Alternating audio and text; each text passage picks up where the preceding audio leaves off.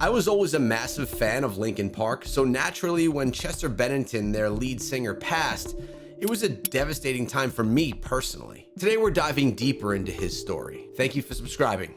Now let's dive in. This place right here, this skull between my ears, that is a bad neighborhood, and I should not be in there alone. This is Linkin Park singer Chester Bennington at the height of his career, and this is Bennington a mere 36 hours before he was found dead. The video shows the frontman in good spirits, sitting next to one of his children amidst a family game night. The 41-year-old was laughing and surrounded by loved ones. So what exactly happened the next day that pushed the singer to end it all? Today, we'll investigate this tragic real-life story, and by the end of this video, we'll uncover the mystery of the singer's final days. Now, anyone that was a massive fan knows that Chester grew up with a lot of demons. He endured a lot of abuse and held all of that throughout his entire life. And in holding it, he had himself a lot of struggles. He shared with his audience openly his struggles. He shared through his music. He shared through interviews, some of which we're going to see here inside of today's video. But it just shows that you never know the demons that someone's holding inside, and you always have to be there for them. Unveiling the truth about what really happened to Chester Bennington. Our story begins in Phoenix, Arizona, the sun-drenched city where Chester Charles Bennington was born and raised. Although childhood is often associated with happiness and carefree moments, Chester's experience was quite the opposite. His formative years were overshadowed by traumatic events that had a lasting and profound impact on his life. From the age of 7, Bennington endured a relentless cycle of SA that lasted for a grueling 6 years. Despite Bennington's father being a detective who investigated child SA, he was too terrified to share the details of what had happened with his dad. And that's so sad right there. His father directly works in that space, helping people that struggle and have had experiences of SA. And Chester didn't feel comfortable enough to tell his father. He was worried that his father was going to look down on him or think that he was gay. And I just wish that he would have felt open enough to share that with his father, because maybe he could have helped him sooner. Constant fear of being labeled as gay or a liar if he spoke up kept him trapped in silence, allowing the assaults to continue. When Bennington was 11 years old, his parents divorced, resulting in his father gaining custody of him. Due to his father's regular double shifts, Chester often felt lonely and neglected at home. Nevertheless, the young Bennington was able to find solace through art. Bennington channeled his emotions into poetry, exploring the themes of frustration, anger, and sadness that would continue to influence his work for years to come. However, being isolated with his darkest thoughts was not healthy for Bennington, and would only pave the way for his tragic and long-lasting relationship with drugs and alcohol. Yeah. I started using drugs when I was 11. I think that given the nature of a lot of the aspects of my childhood, when that first person offered me, an escape from reality, I kind of took it and I ran with it. By his teens, Bennington had used opium, amphetamines, marijuana, and cocaine, which caused significant weight loss and an emaciated appearance, making him an easy target for relentless bullying at school. At the age of 16, Bennington's life took a dramatic turn when he and his friends were ambushed by a local gang while they were getting high. The brutal assault and subsequent robbery served as a wake-up call, propelling Bennington to confront his substance addiction for the very first time. That's a terrible thing to have happened, to be attacked by anyone, but at least it wasn't devastating to the point where there were things that he couldn't recover from. And also maybe it was that wake-up call that he needed to try and pull himself away from those substances. In search of a new beginning, he moved in with his mother, who was so shocked by his skeletal, drugged-out appearance that she banned him from leaving the house. During this period of confinement, Bennington turned to alcohol as a means to resist his relentless cravings for harder substances, unintentionally plunging him into the depths of complete alcohol dependency. Despite the turmoil in his life, music continued to be Bennington's utmost passion. He embarked on his musical journey by joining a local local band called Sean Dowdell and His Friends, which later changed its name to Grey Days. Comprised of Chester's closest friends from his teenage years, the group recorded and released 2 albums. Nevertheless, Grey Days struggled with a lack of direction, ultimately resulting in the band's failure to achieve success. The singer left the band in 1998, experiencing immense frustration that nearly led him to abandon his musical career altogether. By this point in time, the 22-year-old was already a father and would devote the subsequent years to personal development. He entered the corporate world as an assistant at a digital services firm. I know most people probably don't know anything about Chester minus, his time with Linkin Park. Grey Days is a band that I actually still to this day have never checked out and listened to the music. And it's something that I do want to do, to see, does it have any feeling or elements or connection with what Linkin Park sounded like? Did Chester sound the same? Or was it just really not that good, especially because it didn't last? And also that he lived in the corporate world, not something you would expect. And even got married. But everything changed on Bennington's 23rd birthday in March of 1999, when he received a call from the vice president of A&R at Zomba Music, Jeff Blue, offering him an audition with a new band consisting of future Linkin Park members then known as Zero. Chester immediately left his own party to record his audition, and within a day, he had a demo ready and sent it off. With his distinctive singing style, he outshined all the other applicants and successfully earned a coveted position in the band. The newborn vocal chemistry between Bennington and co-singer Mike Shinoda helped revive the band, inspiring them to work on new material and change their name to Hybrid Theory. Shortly thereafter, the band released a self-titled EP. Unfortunately, they faced rejection from several major labels, leading to a challenging journey in securing a record deal. As a result, Bennington faced financial hardships. You have to remember, back then, in the 90s, when this was all coming out, there was no Facebook, Instagram, YouTube. There was no place to post your music. You either were going live and being found from live events, or you were getting your demo tapes to a record label and they were then putting you out to mainstream media. It wasn't like today where you could be discovered on all of the platforms that are available. Ultimately leading to months of homelessness on the streets of Los Angeles. This experience took a toll on him, leaving him feeling utterly miserable and, once again, resorting to substances as a means of coping. Early days more difficult because we didn't know how it was going to go. Like on early days Hybrid Theory, we were still getting started. And so in the midst of all of that, having a guy who would sneak out, he'd just go missing and come back obliterated. Like you couldn't even talk to him. He's just so wasted, super hungover. He's angry at everybody, yelling at everybody. And you're kind of just like, just let him, let's get through the day.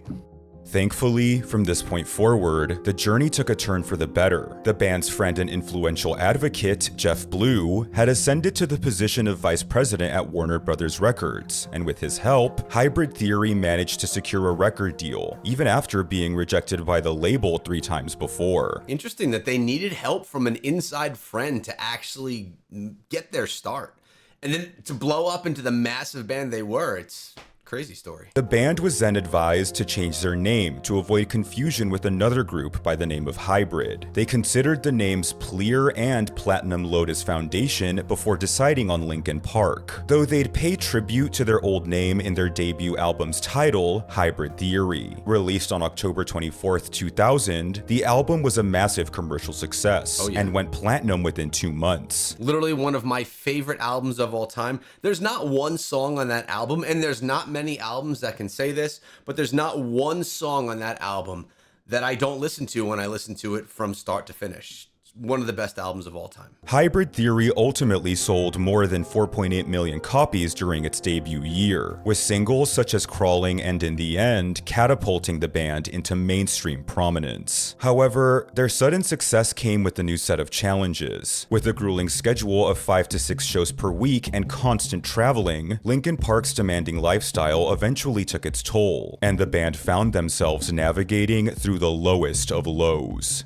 I think we toured like 2.5 years on Hybrid Theory and maybe 2 years straight on Meteora. After 4 years of just grind and touring, I know that the energy and the touring and the fun and the success and it's great and blah, blah, blah. But I mean, there's only so much internal space that you have. You know, I would hear reports that, you know, Chester was struggling. I don't know if other people were struggling and if so, how they were struggling and what was going on. And I just sort of wonder, like looking back on that now, how you did navigate through those choppy waters and perhaps where it was kind of at its most difficult.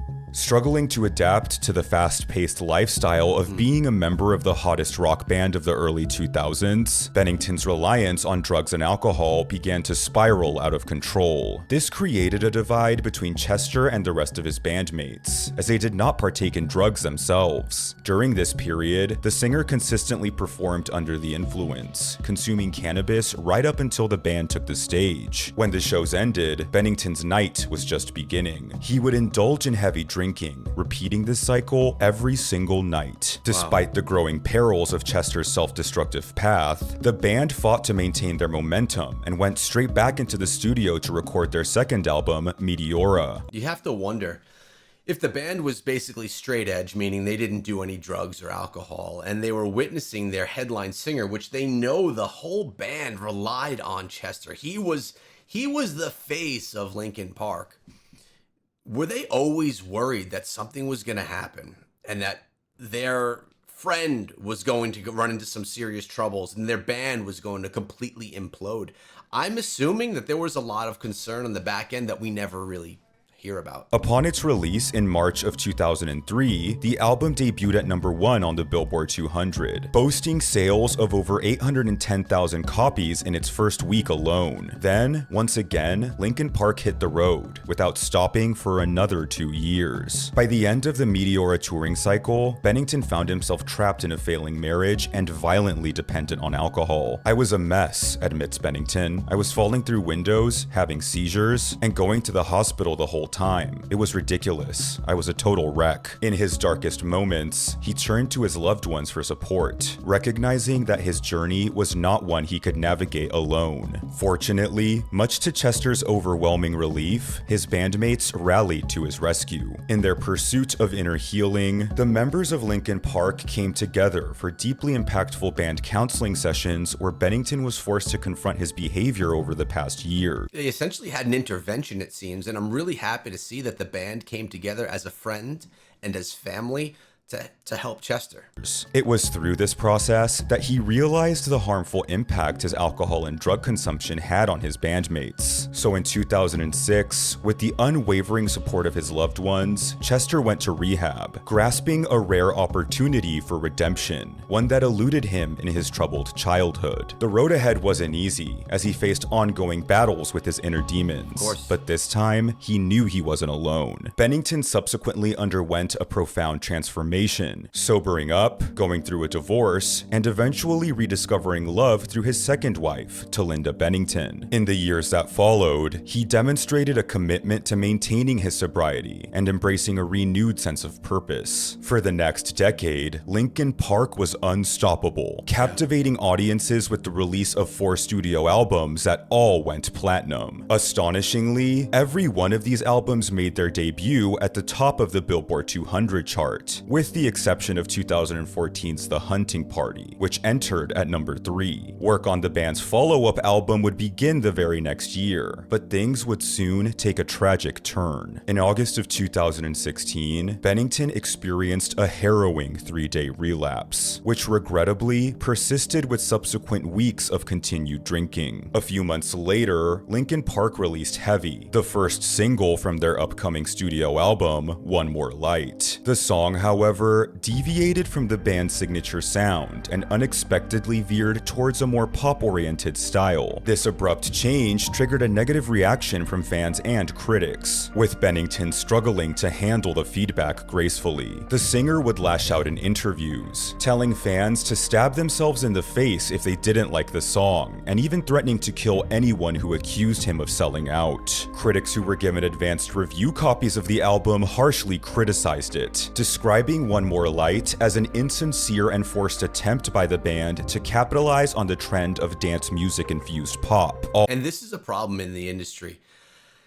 You are limited to the creative freedom that you can have based off of what your previous albums were. Linkin Park was a fairly heavy rock band, and if they wanted to soften things up for one reason or the other, maybe their creativeness was going in another direction, or they were going into a different phase of life. As a fan, you like a band for the music that they make.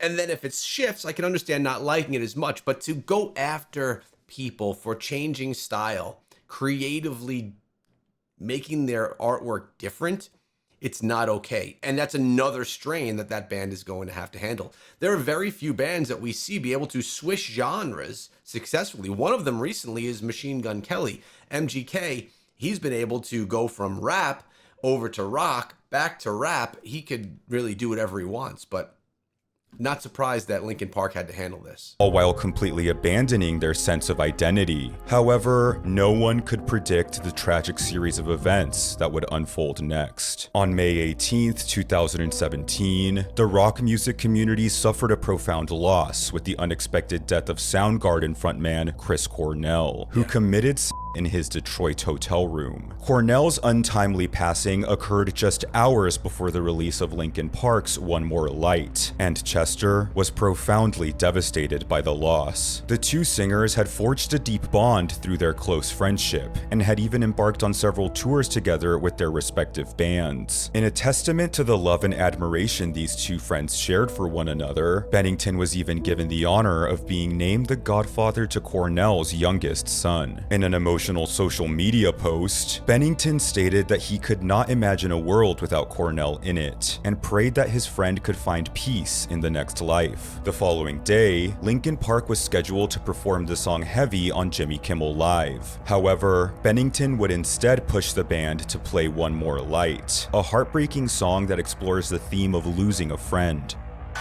We were going to come out and play Heavy first, but in light of our dear friend Chris Cornell passing away, we decided to play our song One More Light in honor of him to start this off. We love you, Chris. According to bandmate Mike Shinoda, Bennington was unable to get through rehearsals without breaking down in tears. 1 week later, Bennington sang Hallelujah at Cornell's funeral. Despite the emotional turmoil he was experiencing, fans persisted in criticizing Bennington and his band for their new pop sound, adding to the weight of his struggles. In June of 2017, Linkin Park headlined the metal festival Hellfest. Unfortunately, the band's performance of their new song was met with a disappointing response from some fans, who expressed their disapproval through booing, middle fingers, and even throwing objects at Bennington. That very next month, Bennington confided in his longtime friend Ryan Shuck, who played guitar in Bennington's side project Dead by Sunrise, revealing that he had successfully maintained 6 months of sobriety. However, Bennington also shared some text messages with Shuck that, in hindsight, carried a sense of foreboding. Bennington described his ongoing battle with addiction, providing detailed accounts of his hour-by-hour struggles as he fought against the temptation to drink every single day. Hour by hour, he was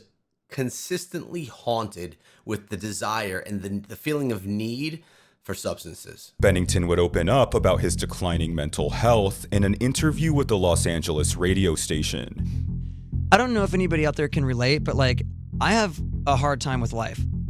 Sometimes. Right. Sometimes it's great, but a lot of times for me it's really hard. And no matter how I'm feeling, like I always find myself like struggling with certain patterns of behavior. I find myself like stuck in like the same thing that keeps repeating over and over again. And I'm just like, how am I in this? I know that for me, when I'm inside myself, when I'm in my own head, it gets this place right here, this skull between my ears. That is a bad neighborhood, and I should not be in there alone. I'm in that, like, my whole life gets thrown off. Like, if I'm in there, like, I don't say nice things to myself. Like, there's another Chester in there that's like, wants to take me down.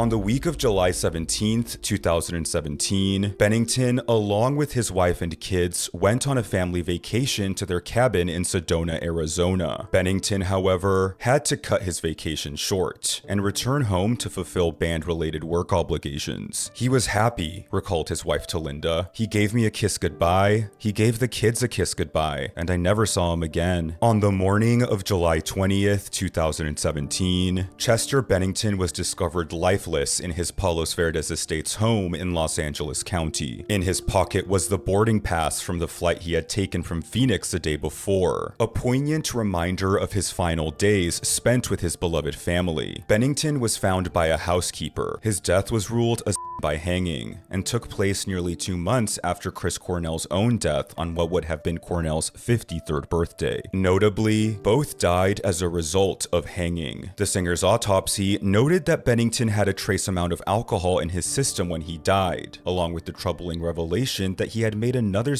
attempt 9 months prior, but changed his mind at the last second. The devastating news of Chester's death sent shockwaves through the music industry. As a guiding figure for millions worldwide through his work with Linkin Park, his passing is a tragic reminder of the internal struggles that even those who inspire others may face. Linkin Park has been on hiatus since Bennington's death. The band has made it clear that they currently have no intentions of creating new music or going on tour anytime soon. Nevertheless, Chester's legacy endures to this day, as the surviving members of Linkin Park continue to discover and release previously unheard songs featuring his vocals. These unreleased gems allow fans to further appreciate and commemorate his unforgettable talent. On the 4th anniversary of his death, Bennington's widow Linda shared a photo of the singer smiling for the camera with a lettuce cup on his head, expressing how Chester possessed a special talent for bringing laughter to his family and brightening their lives. A sentiment that rings true in this next photo, which would be the last ever taken of Chester Bennington while he was still alive. His smile now serving as a sobering reminder that everyone you meet is fighting a battle you know nothing about.